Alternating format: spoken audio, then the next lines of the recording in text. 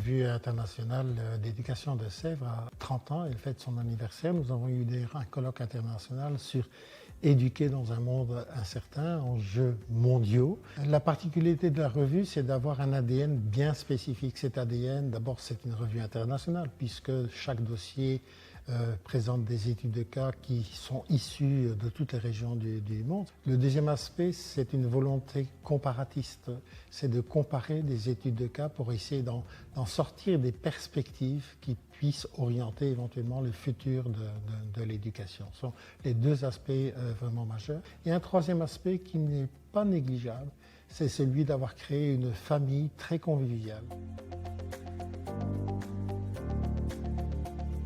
Pour compléter, on peut juste donner un chiffre. Nous avons publié en 30 ans plus de 1500 auteurs de 135 pays, ce qui est une base de connaissances sur l'éducation dans le monde exceptionnelle en langue française.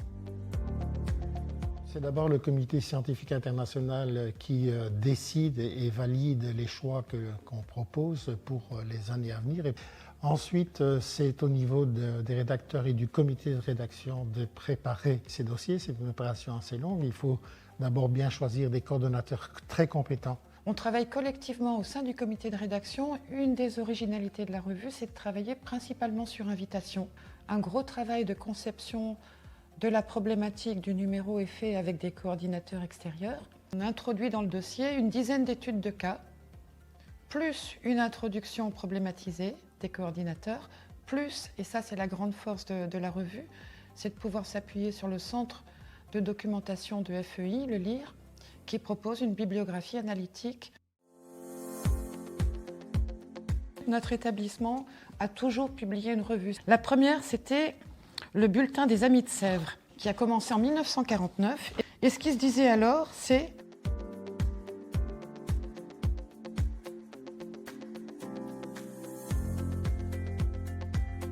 très fort parce que ça dit qu'au fond, c'est par l'échange des pédagogues et des éducateurs dans un lieu donné, sur leurs pratiques, sur leurs missions, sur leurs valeurs, que l'œuvre éducative peut avoir lieu. Donc déjà, l'ADN international de notre revue est dès l'origine inscrit dans l'ambition du Bulletin des Amis de Sèvres. On a une autre revue qui arrive, qui s'appelle Éducation et pédagogie, pédagogie au pluriel, en 1989 et qui va durer 6 ans. Et là, ce qui est dit dans le premier numéro est aussi tout à fait intéressant.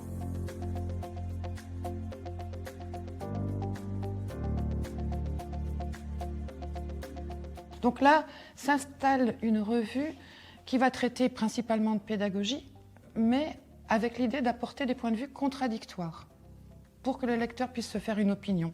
Et puis maintenant, on arrive à notre revue en 1994, où là, ce qui est dit par la directrice de l'époque, Madame Cellier, et la rédactrice en chef de l'époque, Odile Lugimbul. Ces 3 verbes, qui sont des verbes d'action, définissent tout à fait le programme de la revue, qui est de permettre à tous les lecteurs d'en savoir davantage sur les problématiques d'éducation qui sont les leurs, mais en ayant une idée de la façon dont cette problématique est pensée ailleurs dans le monde. Et que ce léger décentrage, ce pas de côté, permet de mieux se regarder soi-même pour essayer, au fond, d'améliorer la qualité de l'éducation au service des élèves, des enseignants et de la qualité des systèmes éducatifs.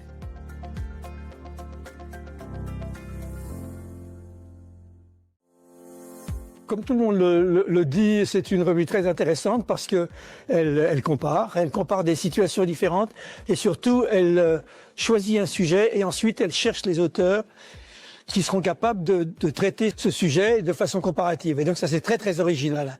C'est une revue très active, très dynamique, très lue au niveau international, c'est très enthousiasmant d'y travailler. Je trouve qu'il y a à la fois ce petit pas pour avoir un recul théorique sur certains sujets et en même temps c'est très ancré dans le terrain.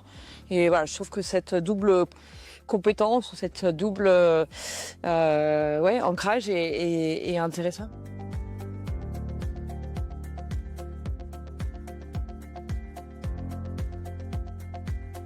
Une famille internationale, conviviale, continuons à la faire vivre ensemble.